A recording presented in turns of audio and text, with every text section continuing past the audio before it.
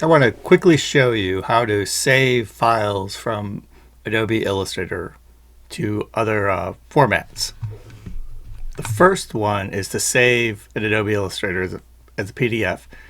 In Adobe Illustrator, things are a little bit hidden in saving a PDF. Usually under File, there's a export button in most Adobe programs, and you would see export as PDF there.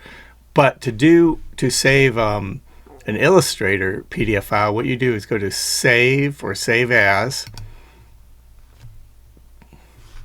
and then under this menu pops up, and you can go to this thing that says Format.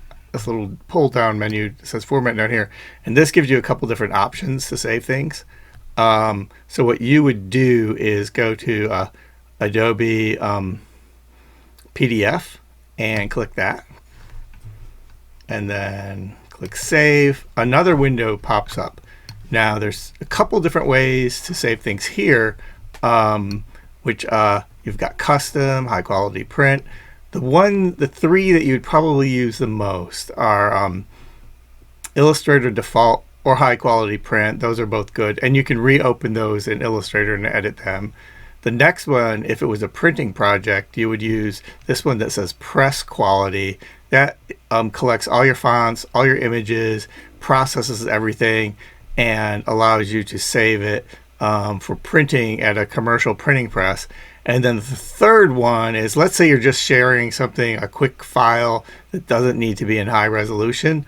You would save it as the smallest size.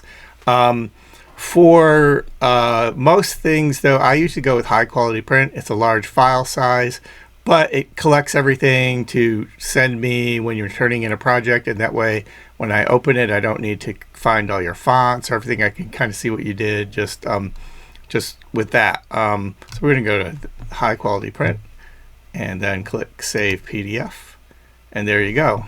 And I'll do another more detailed video on saving as a PDF when we talk about actual printing in the future. The next way to save things would be to save a page or export a page as a JPEG or a PNG file for putting it into a presentation like Google Slides. So there you go to Export and go to Export As.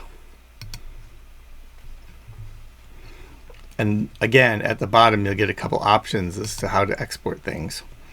I think in most situations, you would be sending a JPEG, doing a JPEG.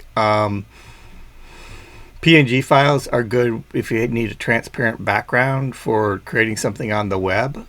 And then there's a few other options in here that we go into more in the more advanced vector classes. So we're just going to pick JPEG because that's what you would use for presenting things or adding them to a Google Slide presentation. So click JPEG, click Export. It's going to give you a couple options here. I would bump the quality up to maximum. And you can do screen resolution. Again, for Google Slides, I might switch it to higher resolution. Doesn't really need it. Slides are generally 72 dpi, but a higher resolution like 150 wouldn't hurt. And then click OK, and this just dumped it into, actually I'm going to change the location if I can. Yeah. And it's placing it into a file on my desktop called week 2. I'm going to click OK. Now the standard export method to a JPEG or PNG is great for things that you have all on a page, a nice clean image, or for the web, it crops everything into just the image area. But let's say you want the whole page, all the white background and everything exported. In the other version, if you had things like this was completely off the page, it would actually export that. So for this, and this is probably the best way to export for to put something in a slideshow, is to go to where is it? File, Export, down here, Export, and then go Export for Screens. Now in this one, another board control panel comes up, and again, it tells you where the file's going. It will give you the scale and everything down here. It starts out as a PNG file, which may be good if you want a transparent background, or JPEG 100, which means a high quality 100% JPEG. And I think we've got everything in here.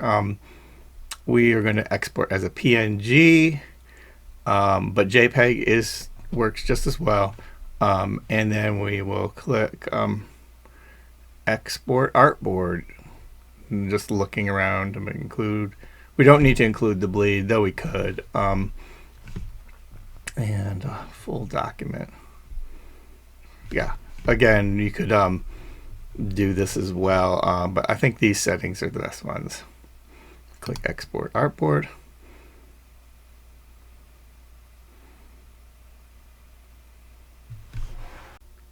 Okay, so it has exported the file as a PNG file, and I believe it has put it in a different folder, but let's check. So let's bring this up on the screen. Yeah, it created this 1x folder. There's some other settings in the export for screens function where you can save it in different folders, different formats. It also gave it the name of the artboard. If you name the artboard, like logo design, then it would come out. This would say logo design, but because I had the artboard just labeled as artboard 1, it's artboard 1 PNG. Again, just like I showed before, now you can actually take this file and drag it in here, and it drags in the entire artboard. So it's got the whole frame around it, as opposed to the other versions that just cropped in on the image. So this first version that's exporting straight to JPEG or PNG is great for using on the web, or if you just want the logo itself. But if we want to have the other version in there with the whole page, which might be the best thing to do, and it'll also crop things off that are off the edge of the page, use the export for screens function, and that's it.